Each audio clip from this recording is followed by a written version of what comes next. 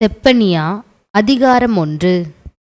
ஆமோனின் புத்திரனாகிய யோசியா என்னும் யூதா ராஜாவின் நாட்களிலே எஸ்கியாவின் குமாரனாகிய ஆமரியாவுக்கு குமாரனான கெதலியா என்பவனுடைய மகனாகிய கூஷின் குமாரன் செப்பனியாவுக்கு உண்டான கர்த்தருடைய வசனம். தேசத்தில் உண்டானதை எல்லாம் முற்றிலும் வாரிக்கொள்ளுவேன் என்று கர்த்தர் சொல்லுகிறார். மனுஷரையும் மிருக ஜீவன்களையும் வாரிக்கொள்ளுவேன். நான் ஆகாயத்து பறவைகளையும் சமுத்திரத்து மச்சங்களையும் நான் யூதாவின் மேலும் எருசலேமிலுள்ள எல்லா குடிகளின் மேலும் என் கையை நீட்டி பாகாலில் மீதியாயிருக்கிறதையும் ஆசாரியர்களோடே கூட கெம்மரீம் என்பவர்களின் பேரையும் வீடுகளின் மேல் வான சேனையை பணிகிறவர்களையும் கர்த்தர் பேரில் ஆணையிட்டு மல்காமின் பேரிலும் ஆணையிட்டு பணிகிறவர்களையும் கர்த்தரை விட்டு பின்வாங்குகிறவர்களையும் கர்த்தரை தேடாமலும் அவரை குறித்து விசாரியாமலும் இருக்கிறவர்களையும் இவ்விடத்தில் இராதபடிக்கு சங்காரம் பண்ணுவேன். கர்த்தராகிய ஆண்டவருக்கு முன்பாக மௌனமாயிருங்கள். கர்த்தருடைய நாள் சமீபித்திருக்கிறது. கர்த்தர் ஒரு யாகத்தை ஆயத்தம் பண்ணி அதற்கு விருந்தாளிகளையும் அழைத்திருக்கிறார். கர்த்தருடைய யாகத்தின் நாளிலே நான் அதிபதிகளையும் ராஜகுமாரரையும் மறு தேசத்து வஸ்திரம் தரிக்கிற யாவரையும் தண்டிப்பேன். வாசற்படியை தாண்டி கொடுமையினாலும் வஞ்சகத்தினாலும் தங்கள் எஜமான்களின் வீடுகளை நிரப்புகிற யாவரையும் அந்நாளிலே தண்டிப்பேன். அந்நாளிலே மீன் வாசலிலிருந்து கூக்குரலின் சத்தமும் நகரத்தின் 2ஆம் பாகத்திலிருந்து அலறுதலும் மேடுகளிலிருந்து மகா சங்காரத்தின் இரைச்சலும் உண்டாகும் என்று கர்த்தர் சொல்லுகிறார். மக்தேஷின் குடிகளே அலறுங்கள். வர்த்தகர் எல்லாரும் சங்காரமானார்கள். காசுக்காரர் யாவரும் வெட்டுண்டு போனார்கள். அக்காலத்திலே நான் எருசலேமை விளக்கு கொளுத்தி சோதித்து வண்டல் போல குழம்பி இருக்கிறவர்களும் கர்த்தர் நன்மை செய்வதும் இல்லை தீமை செய்வதும் இல்லை என்று தங்கள் இருதயத்தில் சொல்லுகிறவர்களுமான மனுஷரை தண்டிப்பேன். அவர்களுடைய ஆஸ்தி கொள்ளையாகும். அவர்களுடைய வீடுகள் பாழாய்ப்போகும். அவர்கள் வீடுகளை கட்டியும் அவைகளில் குடியிருக்க மாட்டார்கள். அவர்கள் திராட்சத் தோட்டங்களை நாட்டியும் அவைகளின் பழ ரசத்தை குடிப்பதில்லை. கர்த்தருடைய பெரிய நாள் சமீபித்திருக்கிறது. அது கிட்டி சேர்ந்து மிகவும் தீவிரித்து வருகிறது. கர்த்தருடைய நாள் என்கிற சத்தத்துக்கு பராக்கிரமசாலி முதலாய் அங்கே மனங்கசந்து அலறுவான். அந்த நாள் உக்கிரத்தின் நாள். அது இக்கட்டும் இடுக்கமுமான நாள். அது அழிவும் பாழ்கடிப்புமான நாள். அது இருளும் அந்தகாரமுமான நாள். அது மப்பும் மந்தாரமுமான நாள். அது அரணிப்பான நகரங்களுக்கும் உயரமான கொத்தளங்களுக்கும் விரோதமாக எக்காலம் ஊதுகிறதும் ஆர்ப்பரிக்கிறதுமான நாள். மனுஷர் கர்த்தருக்கு விரோதமாய் பாவஞ்செய்தபடியால் அவர்கள் குருடரைப் போல் நடக்கும்படி நான் அவர்களை வருத்தப்படுத்துவேன். அவர்கள் இரத்தம் புழுதியைப் போல் சொரியப்படும். அவர்கள் மாம்சம் எருவைப் போல் கிடக்கும். கர்த்தருடைய உக்கிரத்தின் நாளிலே அவர்கள் வெள்ளியும் அவர்கள் பொன்னும் அவர்களை தப்புவிக்க மாட்டாது. அவருடைய எரிச்சலின் அக்கினியினால் தேசமெல்லாம் அழியும். தேசத்தின் குடிகளை எல்லாம் சடுதியாய் நிர்மூலம் பண்ணுவார்.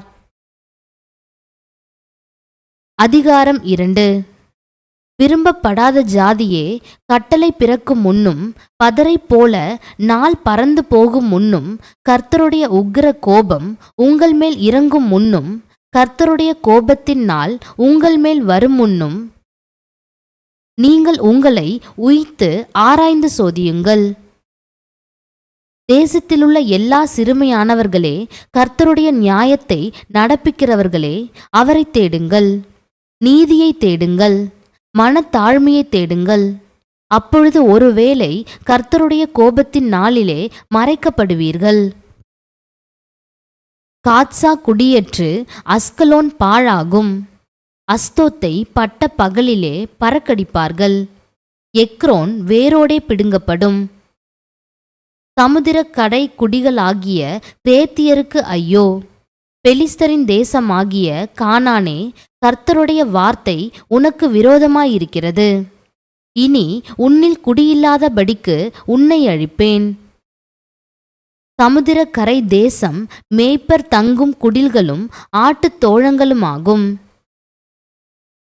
அந்த தேசம் யூதா வம்சத்தாரில் மீதியானவர்களின் வசமாகும். அவர்கள் அவ்விடங்களில் மந்தை மேய்ப்பார்கள். அஸ்கலோனின் வீடுகளிலே சாயங்காலத்திலே படுத்துக் கொள்வார்கள். அவர்களுடைய தேவனாகிய கர்த்தர் அவர்களை விசாரித்து அவர்கள் சிறையிருப்பை திருப்புவார். மோவாப் செய்த நிந்தனையையும் அம்மோன் புத்திரர் என் ஜனத்தை நிந்தித்து அவர்கள் எல்லையை கடந்து பெருமை பாராட்டி சொன்ன தூஷணங்களையும் கேட்டேன். ஆகையால் மோவாப் சோதோமை போலும் அம்மோன் புத்திரரின் தேசம் கொமோராவை போலுமாகி காஞ்சொறி படரும் இடமும் உப்பு பள்ளமும் நித்திய பாழுமாயிருக்கும். என் ஜனத்தில் மீந்தவர்கள் அவர்களை கொள்ளையிட்டு என் ஜாதியில் மீதியானவர்கள் அவர்களை சுதந்தரித்துக் கொள்வார்கள் என்பதை என் ஜீவனை கொண்டு சொல்லுகிறேன் என்று இஸ்ரவேலின் தேவனாகிய சேனைகளின் கர்த்தர் உரைக்கிறார். அவர்கள் சேனைகளுடைய கர்த்தரின் ஜனத்துக்கு விரோதமாய் பெருமை பாராட்டி அவர்களை நிந்தித்தபடியினால் இது அவர்கள் அகங்காரத்துக்கு பதிலாக அவர்களுக்கு கிடைக்கும். கர்த்தர் அவர்கள் மேல் கெடியாயிருப்பார். பூமியிலுள்ள தேவர்களை எல்லாம் மெலிந்து போக பண்ணுவார். அப்பொழுது தீவுகளிலுள்ள சகல புறஜாதிகளும் அவரவர் தங்கள் தங்கள் ஸ்தானத்திலிருந்து அவரை பணிந்து கொள்வார்கள். எத்தியோப்பியராகிய நீங்களும் என் பட்டயத்தினால் கொலை செய்யப்படுவீர்கள். அவர் தமது கையை வடதேசத்துக்கு விரோதமாய் நீட்டி அசீரியாவை அழித்து நினிவேயை பாழும் வனாந்தரத்துக்கொத்த வறட்சியுமான ஸ்தலமாக்குவார். அதன் நடுவில் மந்தைகளும் ஜாதி ஜாதியான சகல மிருகங்களும் படுத்துக்கொள்ளும். அதனுடைய சிகரங்களின் மேல் நாரையும் கோட்டானும் ராத்தங்கும். பலகணிகளில் கூவுகிற சத்தம் பிறக்கும். வாசற்படிகளில் பாழ்கடிப்பு இருக்கும். கேதுரு மரங்களின் மச்சை திறப்பாக்கி போடுவார். நான் தான் என்னை தவிர வேறொருவரும் இல்லை என்று தன் இருதயத்தில் சொல்லி நிர்விசாரமாய் வாழ்ந்து களிகூர்ந்திருந்த நகரம் இதுவே. இது பாழும் மிருக ஜீவன்களின் தாபரமுமாய் போய்விட்டதே. அதன் வழியாய் போகிறவன் எவனும் ஈசல் போட்டு தன் கையை கொட்டுவான். அதிகாரம் 1. இடுக்கண் செய்து ஊத்தையும் அழுக்குமாயிருக்கிற நகரத்துக்கு ஐயோ! அது சத்தத்துக்கு செவி கொடுக்கவில்லை. அது கடிந்து கொள்ளுதலை ஏற்றுக்கொள்ளவில்லை. அது கர்த்தரை நம்பவில்லை. அது தன் தேவனிடத்தில் சேரவில்லை. அதற்குள்ளே இருக்கிற அதன் அதிபதிகள் கெர்ஜிக்கிற சிங்கங்கள். அதன் நியாயாதிபதிகள் சாயங்காலத்தில் புறப்படுகிறதும் விடியற்காலமட்டும் ஒரு எலும்பையும் மீதியாக வைக்காததுமான ஓநாய்கள். அதன் தீர்க்கதரிசிகள் வீண் பெருமையும் வஞ்சகமும் உள்ளவர்கள். அதன் ஆசாரியர்கள் பரிசுத்த ஸ்தலத்தை பரிசுத்த குலைச்சலாக்கி வேதத்துக்கு அநியாயஞ்செய்தார்கள். அதற்குள் இருக்கிற கர்த்தர் நீதியுள்ளவர். அவர் அநியாயம் செய்வதில்லை. அவர் குறைவில்லாமல் காலைதோறும் தம்முடைய நியாயத்தை விளங்க பண்ணுகிறார். அநியாயக்காரனோ வெட்கமறியான். ஜாதிகளை சங்கரித்தேன். அவர்கள் துருகங்கள் பாழாயின. அவர்களுடைய வீதிகளை ஒருவரும் கடந்து போகாதபடிக்கு பாழாக்கினேன். அவர்களுடைய பட்டணங்கள் மனுஷர் இல்லாதபடிக்கும் குடியில்லாதபடிக்கும் அவாந்தரையாயின. உன் வாசஸ்தலம் நிர்மூலமாகாதபடிக்கு நீ எனக்கு பயந்து கடிந்து கொள்ளுதலை ஏற்றுக்கொள் என்றேன். நான் அவர்களை எப்படி தண்டித்தாலும் அவர்கள் அதிகாலையில் எழுந்து தங்கள் கிரியைகளை எல்லாம் கேடாக்கினார்கள். ஆகையால் நான் கொள்ளையாட எழும்பும் நாள் மட்டும் எனக்கு காத்திருங்கள் என்று கர்த்தர் சொல்லுகிறார். என் சினமாகிய உக்கிர கோபத்தை எல்லாம் அவர்கள் மேல் சொரியும்படி ஜாதிகளை சேர்க்கவும் ராஜ்யங்களை கூட்டவும் நான் தீர்மானம் பண்ணினேன். பூமி எல்லாம் என் எரிச்சலின் அக்கினியினால் அழியும். அப்பொழுது ஜனங்கள் எல்லாரும் கர்த்தருடைய நாமத்தை தொழுது கொண்டு ஒருமனப்பட்டு அவருக்கு ஆராதனை செய்யும்படிக்கு நான் அவர்கள் பாஷையை சுத்தமான பாஷையாக மாற பண்ணுவேன். எத்தியோப்பியாவின் நதிகளுக்கு அக்கறையிலிருந்து என்னிடத்தில் விண்ணப்பம் பண்ணுகிறவர்களாகிய சிதறடிக்கப்பட்டவர்களின் குமாரத்தியானவள் எனக்கு காணிக்கை கொண்டு வருவாள். எனக்கு விரோதமாய் துரோகம் பண்ணி நீ செய்த உன் எல்லா கிரியைகளின் நிமித்தமும் அந்நாளிலே வெட்கப்படாதிருப்பாய். அப்பொழுது நான் உன் பெருமையை குறித்து களி கூர்ந்தவர்களை உன் நடுவிலிருந்து விலக்கி விடுவேன். நீ இனி என் பரிசுத்த பர்வதத்தில் அகங்காரம் கொள்ள மாட்டாய். உன் நடுவில் சிறுமையும் எளிமையுமான ஜனத்தை மீதியாக வைப்பேன். அவர்கள் கர்த்தருடைய நாமத்தின் மேல் நம்பிக்கையாயிருப்பார்கள். இஸ்ரவேலில் மீதியானவர்கள் அநியாயம் செய்வதில்லை, அவர்கள் பொய் பேசுவதுமில்லை. வஞ்சக நாவு அவர்கள் வாயில் கண்டுபிடிக்கப்படுவதுமில்லை. அவர்கள் தங்களை பயப்படுத்துவார் இல்லாமல் புசித்து படுத்துக்கொள்வார்கள். சீயோன் குமாரத்தியே, கெம்பீரித்து பாடு. இஸ்ரவேலரே, ஆர்ப்பரியுங்கள். எருசலேம் குமாரத்தியே, நீ முழு இருதயத்தோடும் மகிழ்ந்து களிகூறு. கர்த்தர் உன் ஆக்கினைகளை அகற்றி உன் சத்துருக்களை விலக்கினார். இஸ்ரவேலின் ராஜாவாகிய கர்த்தர் உன் நடுவிலே இருக்கிறார். இனி தீங்கை காணாதிருப்பாய். அந்நாளிலே எருசலேமை பார்த்து பயப்படாதே என்றும் சீயோனை பார்த்து உன் கைகளை தளர விடாதே என்றும் சொல்லப்படும். உன் தேவனாகிய கர்த்தர் உன் நடுவில் இருக்கிறார். அவர் வல்லமையுள்ளவர். அவர் இரட்சிப்பார். அவர் உன் பேரில் சந்தோஷமாய் மகிழ்ந்து தம்முடைய அன்பின் நிமித்தம் அமர்ந்திருப்பார். அவர் உன் பேரில் கெம்பீரமாய் களி கூறுவார். உன் சபையின் மனுஷராயிருந்து பண்டிகை ஆசரிப்பில்லாமையால் உண்டான நிந்தையின் நிமித்தம் சஞ்சலப்பட்டவர்களை நான் ஏகமாய் கூட்டிக் கொள்ளுவேன். இதோ அக்காலத்திலே உன்னை சிறுமைப்படுத்தின யாவரையும் தண்டிப்பேன். நொண்டியானவனை இரட்சித்து தள்ளுண்டவனை சேர்த்து கொள்ளுவேன்.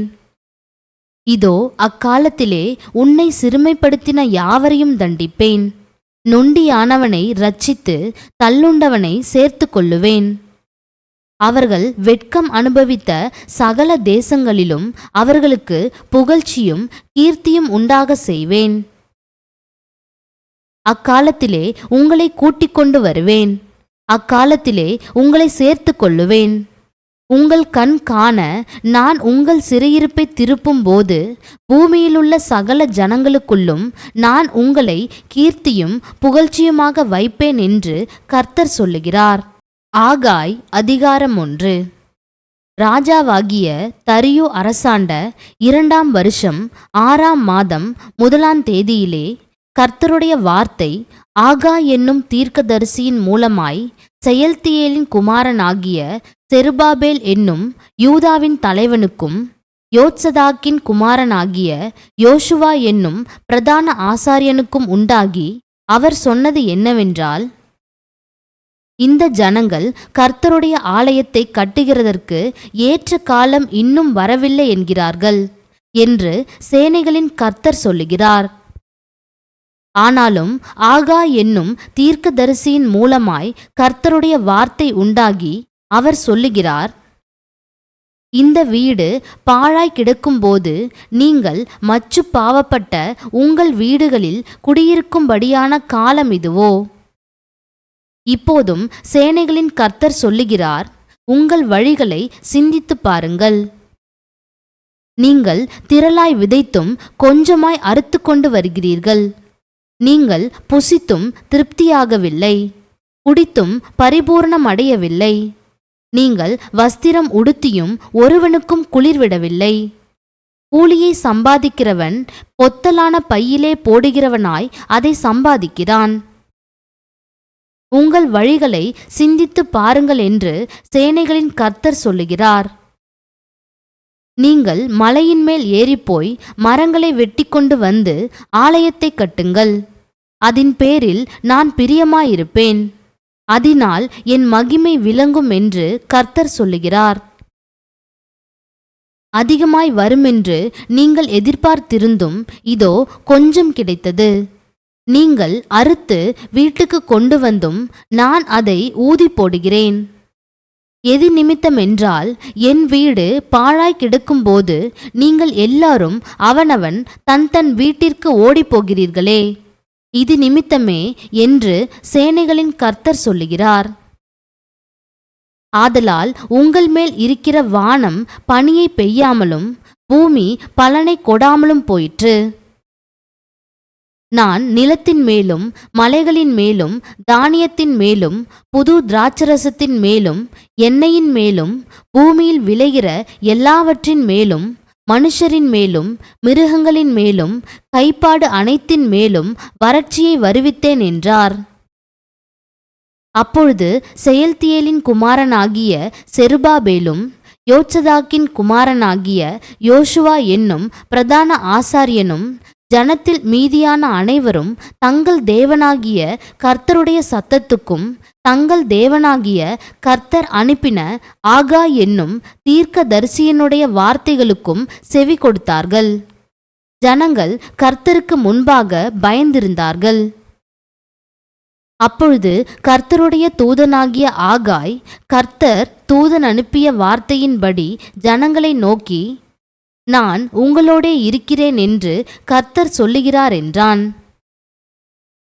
பின்பு கர்த்தர் செயல்தியேலின் குமாரனாகிய செருபாபேல் என்னும் யூதாவின் தலைவனுடைய ஆவியையும் யோத்சதாக்கின் குமாரனாகிய யோசுவா என்னும் பிரதான ஆசாரியனுடைய ஆவியையும் ஜனத்தில் மீதியான எல்லாருடைய ஆவியையும் எழுப்பினார். அவர்கள் வந்து தங்கள் தேவனாகிய சேனைகளுடைய கர்த்தரின் ஆலயத்திலே வேலை செய்தார்கள். தரியு ராஜாவின் 2ஆம் வருஷம் 6ஆம் மாதம் 24ஆம் தேதியிலே இது நடந்தது. அதிகாரம் 2. 7ஆம் மாதம் 21ஆம் தேதியிலே ஆகாய் என்னும் தீர்க்கதரிசியின் மூலமாய் கர்த்தருடைய வார்த்தை உண்டாயிற்று. அவர், நீ செயல்தியேலின் குமாரனாகிய செருபாபேல் என்னும் யூதாவின் தலைவனோடும் யோத்சதாக்கின் குமாரனாகிய யோசுவா என்னும் பிரதான ஆசாரியனோடும் ஜனத்தில் மீதியானவர்களோடும் சொல்ல வேண்டியது என்னவென்றால், இந்த ஆலயத்தின் முந்தின மகிமையை கண்டவர்களில் உங்களுக்குள்ளே மீந்திருக்கிறவர்கள் யார்? இப்பொழுது இது உங்களுக்கு எப்படி காண்கிறது? அதற்கு இது உங்கள் பார்வையில் ஒன்றுமில்லாதது போல் காண்கிறதல்லவா? ஆனாலும் செருபாபேலே, நீ திடன்கொள் என்று கர்த்தர் சொல்லுகிறார். யோத்சதாக்கின் குமாரனாகிய யோசுவா என்னும் பிரதான ஆசாரியனே, நீ திடன்கொள். தேசத்தின் எல்லா ஜனங்களே, நீங்கள் திடன் கொள்ளுங்கள், வேலையை நடத்துங்கள் என்று கர்த்தர் சொல்லுகிறார். நான் உங்களுடனே இருக்கிறேன் என்று சேனைகளின் கர்த்தர் சொல்லுகிறார். நீங்கள் எகிப்திலிருந்து புறப்படுகிற போது நான் உங்களோடே உடன்படிக்கை பண்ணின வார்த்தையின்படியே என் ஆவியானவரும் உங்கள் நடுவில் நிலை கொண்டிருப்பார். பயப்படாதேயுங்கள். சேனைகளின் கர்த்தர் சொல்லுகிறார், கொஞ்ச காலத்துக்குள்ளே இன்னும் ஒரு தரம் நான் வானத்தையும் பூமியையும் சமுதிரத்தையும் வெட்டாந்தரையையும் அசைய பண்ணுவேன். சகல ஜாதிகளையும் அசைய பண்ணுவேன். சகல ஜாதிகளாலும் விரும்பப்பட்டவர் வருவார். இந்த ஆலயத்தை மகிமையினால் நிறைய பண்ணுவேன் என்று சேனைகளின் கர்த்தர் சொல்லுகிறார். வெள்ளியும் என்னுடையது, பொன்னும் என்னுடையது என்று சேனைகளின் கர்த்தர் சொல்லுகிறார். முந்தின ஆலயத்தின் மகிமையை பார்க்கிலும் இந்த பிந்தின ஆலயத்தின் மகிமை பெரிதாயிருக்கும் என்று சேனைகளின் கர்த்தர் சொல்லுகிறார். இவ்விடத்திலே சமாதானத்தை கட்டளையிடுவேன் என்று சேனைகளின் கர்த்தர் உரைக்கிறார் என்று சொல் என்றார். தரியுவின் 2ஆம் வருஷம் 9ஆம் மாதம் 24ஆம் தேதியிலே ஆகாய் என்னும் தீர்க்கதரிசியின் மூலமாய் கர்த்தருடைய வார்த்தை உண்டாயிற்று. அவர், ஒருவன் தன் வஸ்திரத்தின் தொங்கலிலே பரிசுத்த மாம்சத்தை கொண்டு போகையில் தன் வஸ்திரத்தின் தொங்கல் அப்பத்தையாகிலும் சாதத்தையாகிலும் திராட்சரசத்தையாகிலும் எண்ணெயையாகிலும் மற்றெந்த போஜன பதார்த்தத்தையாகிலும் தொட்டால் அது பரிசுத்தமாகுமோ என்று நீ ஆசாரியரிடத்தில் வேத நியாயத்தை பற்றி கேள் என்று சேனைகளின் கர்த்தர் சொல்லுகிறார் என்றார். அதற்கு ஆசாரியர்கள் பிரதியுத்தரமாக, பரிசுத்தமாகாது என்றார்கள். பிணத்தால் தீட்டுப்பட்டவன் அவைகளில் எதையாகிலும் தொட்டால் அது தீட்டுப்படுமோ என்று ஆகாய் பின்னும் கேட்டான். அதற்கு ஆசாரியர்கள் பிரதியுத்தரமாக, தீட்டுப்படும் என்றார்கள். அப்பொழுது ஆகாய், அப்படியே இந்த ஜனங்களும் இந்த ஜாதியாரும் என் சமூகத்தில் இருக்கிறார்கள் என்று கர்த்தர் சொல்லுகிறார். அவர்களுடைய கைகளின் எல்லா கிரியைகளும் அப்படியே இருக்கிறது. அவர்கள் அங்கே கொண்டு வந்து படைக்கிறதும் தீட்டுப்பட்டிருக்கிறது. இப்போதும் கர்த்தருடைய ஆலயத்தை கட்டும்படி ஒரு கல்லின் மேல் ஒரு கல் வைக்கப்பட்டது முதல் நடந்ததை உங்கள் மனதிலே சிந்தித்து பாருங்கள்.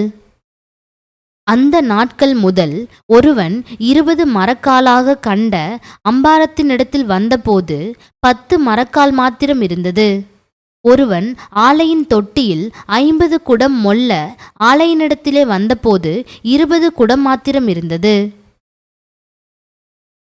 கருக்காயினாலும் விஷப்பனியினாலும் கல் மழையினாலும் உங்களை உங்கள் கைகளின் வேலையில் எல்லாம் அடித்தேன். ஆனாலும் நீங்கள் என்னிடத்தில் மனதை திருப்பாமல் போனீர்கள் என்று கர்த்தர் சொல்லுகிறார். இப்போதும் இதற்கு முந்தின காலத்தில் நடந்ததை உங்கள் மனதிலே சிந்தித்து பாருங்கள். 9ஆம் மாதம் 24ஆம் தேதியாகிய இந்நாள் முதல் கர்த்தருடைய ஆலயத்தின் அஸ்திபாரம் போடப்பட்ட அந்நாள் வரைக்கும் சென்ற காலத்தில் நடந்ததை உங்கள் மனதிலே சிந்தித்து பாருங்கள். களஞ்சியத்தில் இன்னும் விதை தானியம் உண்டோ? திராட்சை செடியும் அத்தி மரமும் மாதளஞ்செடியும் ஒலிவ மரமும் கனி கொடுக்கவில்லையே? நான் இன்று முதல் உங்களை ஆசீர்வதிப்பேன் என்று சொல்லுகிறார் என்றான். 24ஆம் தேதியாகிய அந்நாளிலே கர்த்தருடைய வார்த்தை 2ஆம் விசை ஆகாய் என்பவனுக்கு உண்டாகி, அவர், நீ யூதாவின் தலைவனாகிய செருபாபேலோடே சொல்ல வேண்டியது என்னவென்றால், நான் வானத்தையும் பூமியையும் அசைய பண்ணி ராஜ்யங்களின் சிங்காசனத்தை கவிழ்த்து ஜாதிகளுடைய ராஜ்யங்களின் பலத்தை அழித்து இரதத்தையும் அதில் ஏறி இருக்கிறவர்களையும் கவிழ்த்து போடுவேன். குதிரைகளோடே அவைகளின் மேல் ஏறி இருப்பவர்களும் அவரவர் தங்கள் தங்கள் சகோதரனின் பட்டயத்தினாலே விழுவார்கள். சேனைகளின் கர்த்தர் சொல்லுகிறார். செயல்தியேலின் குமாரனாகிய செருபாபேல் என்னும் என் ஊழியக்காரனே, உன்னை நான் அந்நாளிலே சேர்த்து கொண்டு உன்னை முத்திரை மோதிரமாக வைப்பேன் என்று கர்த்தர் சொல்லுகிறார். நான் உன்னை தெரிந்து கொண்டேன் என்று சேனைகளின் கர்த்தர் உரைக்கிறார் என்று சொல் என்றார்.